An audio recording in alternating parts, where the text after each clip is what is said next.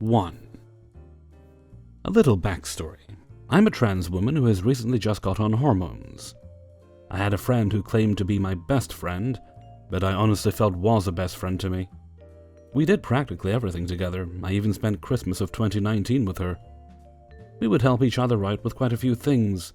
We'd help each other when we were down on our luck. Genuinely, I thought I had a friend and appreciated everything she did for me. I was watching her kids for next to nothing for over a month when I became unemployed due to transphobia from my manager.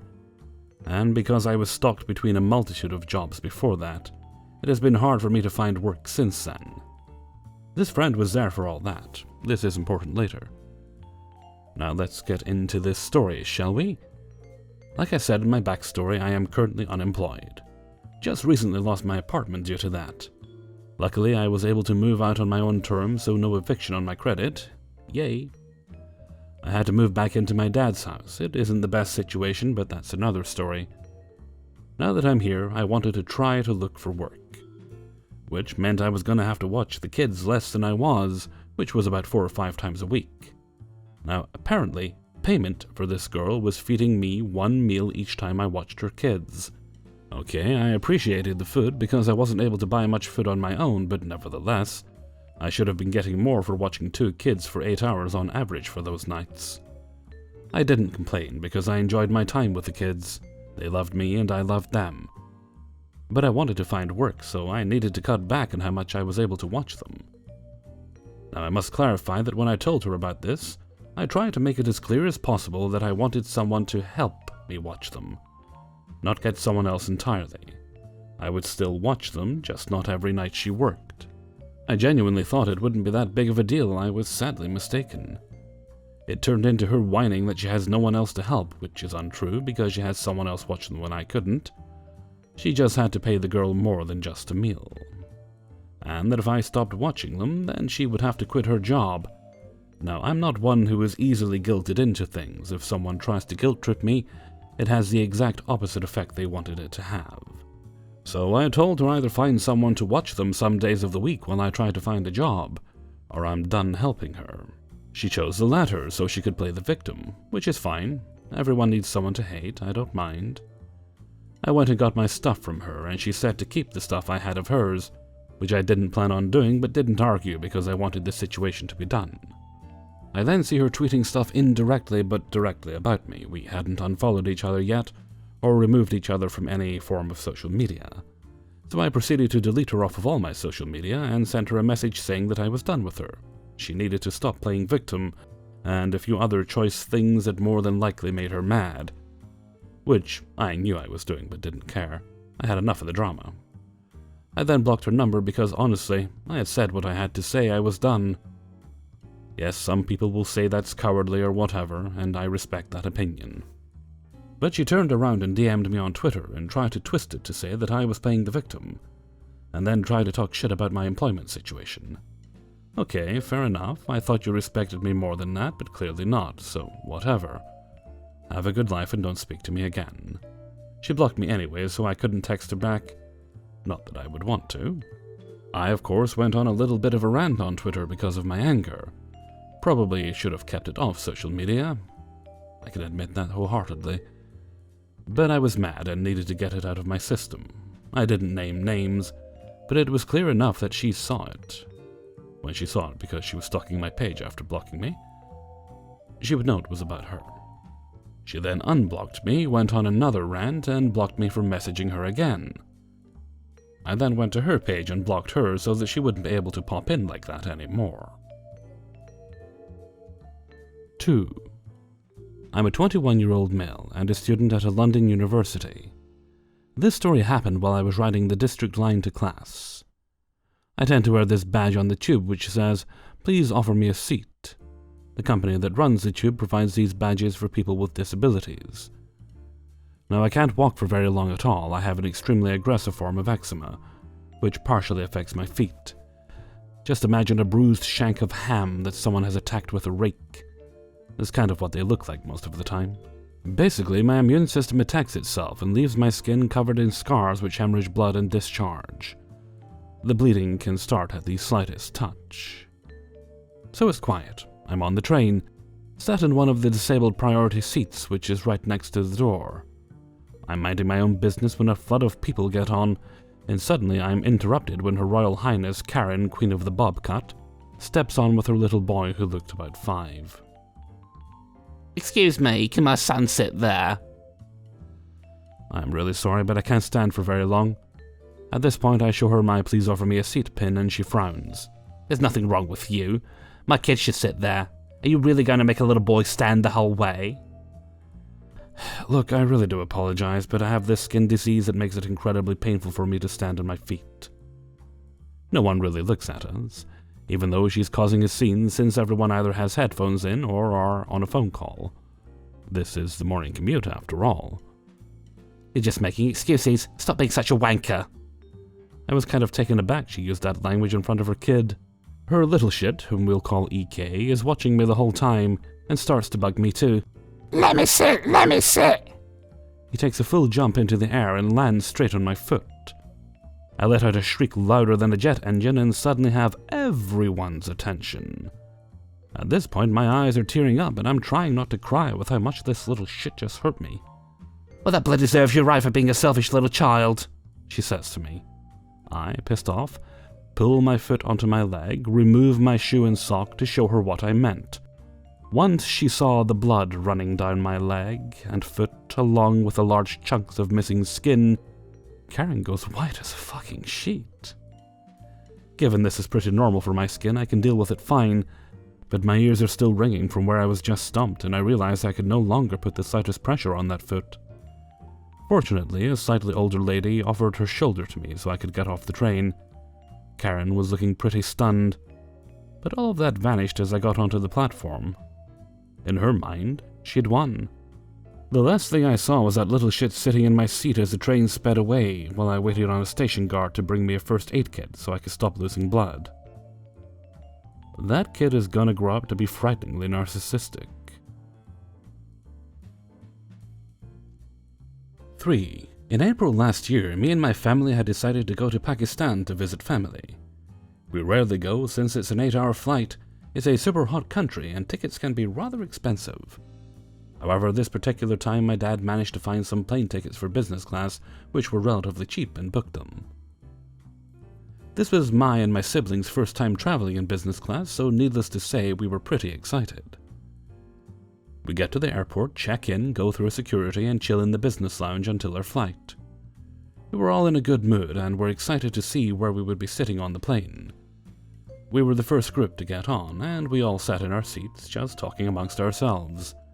After we were boarded, economy class then boarded. This is where the story gets a bit interesting. I was sat next to this woman and her child, and she explained it was her kid's first time going to Pakistan. So she booked business class so they would have a comfortable flight, which I thought was sweet. Shortly after, a woman from economy, EP, walks through the curtains into business class and walks up to the lady, asking why she is here. She told the woman what she told me, and it clicked that they were family, so I pretended to ignore them. EP then walks up to one of the hostesses and asks if she can pay to be upgraded to business class. The hostess explained it wasn't possible and went back to her seat. I thought that would be the end of it, but it wasn't. After 5 hours through the flight, my brother needed the toilet. Both of my parents were asleep and I didn't fancy waking them up, so I took him myself. Even though he is old enough to go himself, he is autistic and so he needs help with the most basic things. I took quite a long while since my brother was pretty much faffing around and was acting up. By the time we came back, we found 2 little boys sitting in our seats. I asked them to move since I knew they weren't in business class. The business class section of the plane was small enough that you could basically see everyone who was sitting there. They refused to since they claimed their mother allowed them to sit there. Not wanting to kick them out myself, I explained the situation to the flight attendant, who escorted them back to her parents. I got my brother sat back down with my mum and I returned to my seat, attempting to go to sleep. It was then that EP storms in, furious that her kids have been kicked out of business class. She stated that the seats were empty and that me and my brother had stolen their seats. When I explained that I had taken my brother to the bathroom, and that they were in fact not empty, she just replied with, "Well, surely they can sit there for a bit, it's not harming anyone." The flight attendant tried to calm her down and get her to leave, but she wouldn't budge. "Why don't you sit with the rest of us?" she then shouted, clearly angry at the fact that she was not on the same level as us. At this point, my dad had woken up. He is a pretty grumpy guy when he's woken up rudely, and even more so if someone disrespects his family. He basically told her to shut her mouth and called her crazy in Urdu, to which EP got offended and started cursing him out, back in Urdu. My dad, not wanting to stoop to her level, just rolled his eyes and put in his headphones. After her meltdown, another flight attendant, this time a male, explains that they may have to make an emergency stop to kick her off the flight if she does not calm down. This seems to shut her up, and she goes back to her seat sulking. Luckily, nothing happened after that, and we could enjoy the rest of the flight in peace.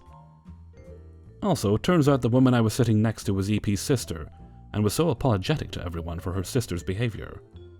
I couldn't imagine being sisters with someone like that. 4. I used to work at a laundromat a few years ago. In case anyone hasn't worked at or been to a laundromat, we didn't really have a closing time. It was just called last load, which means you have up until that time to start your laundry, but not after that. Our last load time was 10 p.m. So that way you basically started your laundry at 10, it would be washed and dried by 11:30, 12ish. If no one is there at 10, we usually close and lock the doors. We were usually there just before 10 every night so we could enforce the last load time, as well as clean all the machines, collect the money. We had 15 washers and 10 dryers. One night, things were slow, and it looked like an early night until we had a lady, EM, show up at like 9:55 and ask if we were still open. I told her, yep, last load was 10 p.m., so she could still start her laundry. She smiled and told her son to bring in the laundry. They brought in over 10 garbage bags of laundry. I had stupidly told her she could start it, so I had no choice but to let her do it. But I knew it would be a long night. They used every washing machine, but luckily they were able to fit everything in. This was about 10:30 though by the time they got everything started, so simple math, the washers would be done at about 11:30. And then the dryers would take at least another hour, so with cleaning up after them, I was looking at least 1 a.m. before I could leave. Great. The washers do finish at about 11:30, and she now has to load the dryers, but some stuff can't go into the dryers apparently, and needs to be hung up. So she slowly starts loading the dryers, and hanging stuff up as she goes. She fills all 10 dryers by about 12ish. But as I said before, we had 15 washers and 10 dryers. So she still had about 5 loads that didn't fit in the dryer. So when the first loads are done at about 1 a.m., she unloads them and starts loading in the other 5, setting them for another hour. And apparently everything needed to be folded. Not at home, right then. Every sock, every shirt, every face cloth meticulously folded. She had 3 tables and they were all full of her clothes. It is now 2 a.m. and our lights are on timers, so they shut off. And the place is basically in darkness. The only lights are the front lights kept on for the security cameras. I did warn her, but she didn't seem to care. I could have turned them back on, but I wanted her to hurry up and leave. She is folding her clothes. I am cleaning the washers in the dark. She left them covered in Kleenex and dirt. But that's just normal for the laundromat. Suddenly, I hear her putting more money into the dryer and restarting it. I turn to her. She says, "Sorry, they weren't 100% dry yet." So I politely say, or as politely as I can at 2 a.m., "Okay, but that's the last, no more after this." She smiles and says, "Okay." I return to my cleaning, and I hear her put in one last quarter, like I wouldn't notice or something. The dryer finally stops at 2:30, and I am standing there, watching TV, as she takes the stuff out. "Still not dry," she says, and puts it back in the dryer, and closes the door. Luckily, I stopped her before she put money in. Sorry, that was the last load. "Please? I'll only be another few minutes." I'm sorry, no. You've already taken 4 hours after last load. That's more than enough, I tell her. Fine, she says as she takes the clothes out, and still folding every individual piece. Finally, at close to 3 a.m., she finally finishes, and bags everything. Her and her son load everything into the car, and they leave. Not even a thank you for letting her stay so late. I still have to clean the dryers and tables and sweep and mop. So I was there till at least 3:30. Luckily for me, I only lived across the street. Sucks my parents were the owners, so I wasn't paid by the hour, just for the night. Not the last time stuff like this happened either. 5. I was a supervisor in a chain of stores in the UK. One night the manager left early and it was me and 2 other staff members until close. A woman, EM, came into the store with a baby and a 3-year-old. She wandered up and down the aisles until finally approaching me at the till. I was covering so my colleague could get her break. Couldn't let the other one cover as she wasn't allowed to leave her section. EM scurried up to me with the pram and a 3-year-old in tow and asked if we could let her use the bathroom to change her baby. I apologized and told her we couldn't as our stock is kept back there and it was for employees only. She pleaded to let her use it, saying she was a single mother and really needed to use it. I repeated myself and told her no with an apology and said she could easily go to the McDonald's across the street, as they most likely would let her use theirs. She scoffed, saying how the manager always lets her use it, and started wandering about the store again. A few minutes later I saw her quickly leave the store. I thought, thank God, because I could hear her moaning up and down the aisles. I went back to what I was doing when I started to hear sobbing followed by ear-piercing screaming. I quickly ran to investigate and found the 3-year-old wandering up and down the sections, crying for her mummy. I kneeled down, still having an eye on the tills, and tried to calm the kid down. I told her nicely to follow me and took her to the tills. I was furious at EM. Anything could have happened to her innocent little girl. A stranger could have easily left with her and I wouldn't have noticed. No wonder the kid was so upset. I would be too if I was her. A while after, a good 30 to 40 minutes later, EM showed up with the baby and was all smiles. She saw her daughter and started her whole, "Come on, time to go," crap with her. I stopped EM because I was furious. I told EM directly that we were not babysitters, we are a retail business, and I'm appalled by the fact that she just left her kid here and how anything could have happened to her. Also explaining how upset she was. Instead of getting angry like most EM, she tried the whole poor me act again. She began trying and failing to look sad, and said how the manager said she said that I was wrong, and that I would look after her daughter and how it wasn't her fault. She continued by saying that I don't understand how hard it is to raise 2 children single-handedly, and how at least my manager understood, followed by how she was going to tell her about the mistreatment and get me fired. She then had a smug look on her face, as people watched on looking angry at me. I just gave a blunt response back. I'm sorry, but my mother had 4 children under the age of 5 and she was still able to watch all of us. She never abandoned us once in a store. I know it's hard raising kids by yourself, but abandoning them with strangers is a terrible idea. And as far as your claim that the manager said it was okay, don't lie to my face. He left about 2 hours ago, and would never let you do that. My manager was strict. You are talking to the person in charge right now. EM looked pretty shocked. She obviously assumed I was just a girl on the tills. I then told her if she wanted to put in a complaint she can. She said she did, so I gave her all the details with a smile, and informed her that an investigation would be held. She looked pleased until I mentioned that part of the investigation would be a review of the camera footage. EM looked enraged at that point, grabbed her daughter and left. I told everyone that the show was over and to carry on with what they were doing. She never complained. It was obvious she had something to eat while she was out. She had crumbs all over her. Just want to clarify a few things. When my colleague got back from break, I checked the CCTV to see where EM went. She did go to McDonald's and I didn't see her leave there. I agree with a lot of the comments. I was too nice about it and I should have called the police. The good news is the group chat we posted her image in had all the stores in the local area in it, so they were all aware of her and posting updates. The chat is used mainly for logs and shoplifters and criminal activity. Some police are in the group. A lot of comments are telling me about calling the police and some even saying about how they didn't understand why I wouldn't have done that. So I'm going to make a point here. If you have ever been in a situation, it is easier to say you would do something differently, but when you are in the situation, you do something different from what you said. That's the case here. Because I used to say, call the police, for God's sake, it's so obvious. When I had no experience in that situation, When this happened, what I said didn't matter. I didn't know what to do. My first instinct was to calm down the child, then investigate where that woman went to. I didn't want to involve the police straight away, as police are hopeless anyway. A few times an assault like someone getting punched happened, and they didn't show up to investigate until 2 weeks later. I was going to see if she didn't show up at all. I did watch her a bit when she was in the McDonald's. If she left and didn't come back, then I would have called. If I left the building, I could lose my job. Hey everybody, Hellfreezer here, and thank you very much for listening to the Impractical Proudness of Parents, IPUP number 31. And thank you very much to everybody who allowed me to use their stories in this video. Entitled parents in shops, that does not bring back pleasant memories.